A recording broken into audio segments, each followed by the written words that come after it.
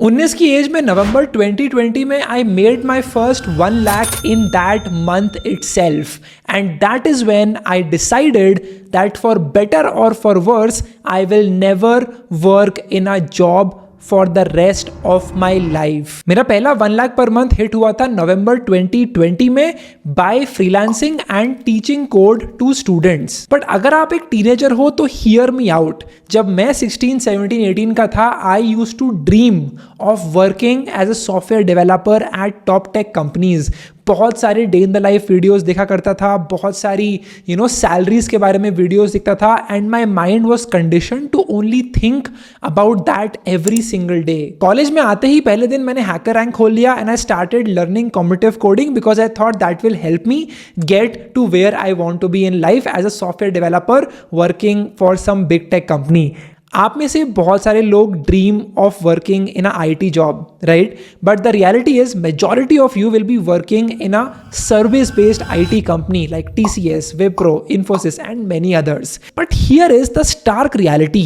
10 साल पहले in IT jobs की एवरेज सैलरी हुआ 2.5 to 3 lakhs पर एनम। वहीं आज की डेट में 2023 में ये एवरेज सैलरी है जस्ट 3 to 3.5 लाख रुपीज। इसमें अगर इन्फ्लेशन को अकाउंट में लेंगे तो आपकी सैलरी एक्चुअली हाफ हो गई है as a IT job worker. वहीं on the other hand the salary of a CEO at these IT job companies have skyrocketed. हर साल CEO की सैलरी 25% ग्रो हो रही थी कंपाउंडेड एनुअली। और ये सिर्फ मैं नहीं बोल रहा, पुणे में दोस्त है मेरे जो कि इन्फोसिस, विप्रो में काम कर रहे हैं and they are all getting paid this salary and they are still sticking to it. It's like a addiction that is keeping them hooked. जैसे वो होता है ना, जो रैट एक अपने चीज के लिए भाग रहा होता है and then they get trapped.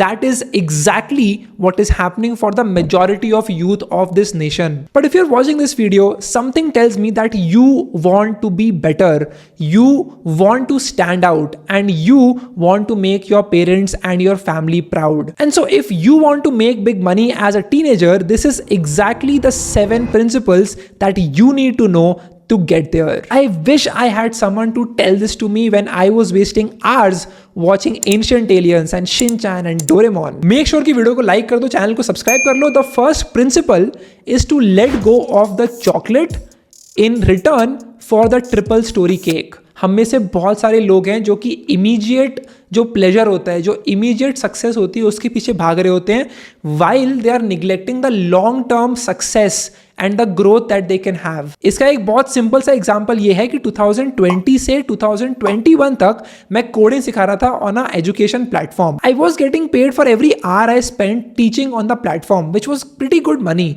But I just did not feel energetic after taking those classes.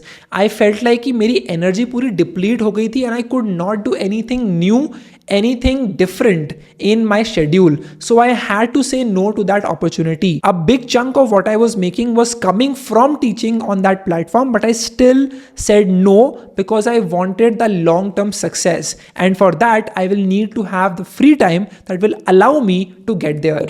एक बहुत अच्छा experiment था called as the marshmallow test, जिसमें 2 group of students को रखते हैं and उनको उनके सामने marshmallows रखते हैं and they are said that if you will not have these marshmallows in the next half an hour to 1 hour, I will come back and give you another, pack of marshmallows. And when both of them are looked at through a CCTV camera, one group goes out there and just eats all the marshmallows, while the other one does not. In the next 10 to 20 years, their success was measured and it was found that those who were able to say no to the immediate pleasure of eating the marshmallows were a lot more successful than those जिन्होंने जाकर के उसको immediately खा लिया. Moral of the story being, the more you're able to say no to immediate success, जो छोटा पैसा होता है, right? If you can say no to that for big money later on in your career, that is going to be your big win. Essentially, it's all about saying no to a game which has no multipliers. मैं coding सिखा रहा हूँ, मेरा time लग रहा है and I cannot scale it. It's not scalable. And so all of my time and energy is getting sucked into it and I'm not seeing exponential returns. And that is why I think it's important to let go of the short-term success for the long-term win in life. The second lesson is to look at the bigger picture in life.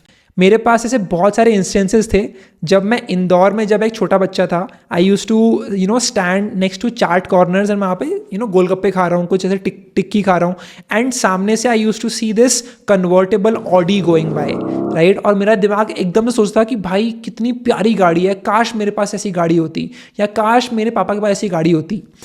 And that is all that I use to think about. मैं ये सोचना ही भूल गया, मैं तो ये सोच ही नहीं पाया कि जो बंदा बैठा है ऑडी में उसने क्या काम किया होगा that got him the Audi and the success. I looked at the material success but never at the business success. ऐसा हमारे साथ कितनी बार होता है कि हम होटल्स में जाते हैं एंड वहाँ पे जाकर के सारे बॉडी वॉश शैम्पू वो सब भर लेते हैं अपने बैग में, फिर उनको बोलते हैं और ऑर्डर करो और लेकर आओ, फिर उसको भी भर लेते हैं एंड पूरा दिमाग हमारा जा रहा है on how can I accumulate all of this free stuff, right. जो एक लोअर लेवल थिंकिंग होती है हम वहीं तक सोच पाते हैं, उसके आगे हम बड़ा कुछ सोच ही नहीं सकते। इतना बड़ा होटल बनाया कैसे इसने and how did he build it so successfully. हम अपनी पूरी लाइफ कूपन्स कलेक्ट करने में निकाल देते हैं, कैसे मुझे 5% डिस्काउंट मिल जाए, 10% डिस्काउंट मिल जाए, थोड़ा सा पैसा बच जाएगा, बट हम कभी सोचते ही नहीं है कि भाई ये प्लेटफॉर्म किसने बनाया, ये जो साइट है अमेजॉन यूज करते हो हर दिन, वो बनाई किसने, जोमेटो जिससे आप खाना ऑर्डर करते हो वो बनाया किसने और इसने कैसे बनाया, कैसे ग्रो किया उसको। We are stuck in the lower level thinking, हम उससे कभी बाहर निकल ही नहीं पाते, because of which we are having this tunnel vision, short term thinking, limited thinking, and because of that we are never able to look at the big picture in life. अगर आप एक टीनेजर हो तो आपके friend circle में एक बंदा होगा जो कि बहुत अमीर है, राइट, उसके पापा कोई बिजनेस चलाते हैं एंड ऑल दैट, एंड आप उससे बहुत जेलस होते होगे। बट एक ऐसी चीज जो उस बच्चे के पास है वो है mindset to think big, right. उसने बचपन से ही अपने पापा को बड़े पैसे के बारे में बात करते हुए देखा है, बड़े ट्रांजैक्शंस होते हुए देखे हैं, तो वो हमेशा उसका दिमाग उसमें चलता रहता है कि भाई कैसे मैं कुछ बड़ी चीज़ बना सकता हूँ लाइफ में। And that is very important for you to think about, क्योंकि अगर बड़ा सोचोगे नहीं तो बड़ा करोगे कैसे, right. You should always aim for the moon, if not you will land up at the stars. I hope that you understand this. Hit the like button if you do.